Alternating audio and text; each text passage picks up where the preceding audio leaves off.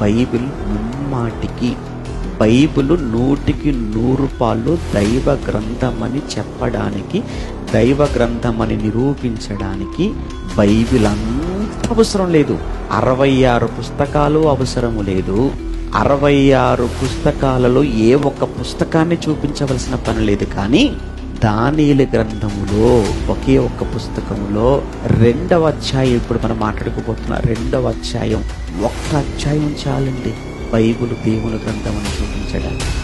ఒక్క అధ్యాయం చాలు.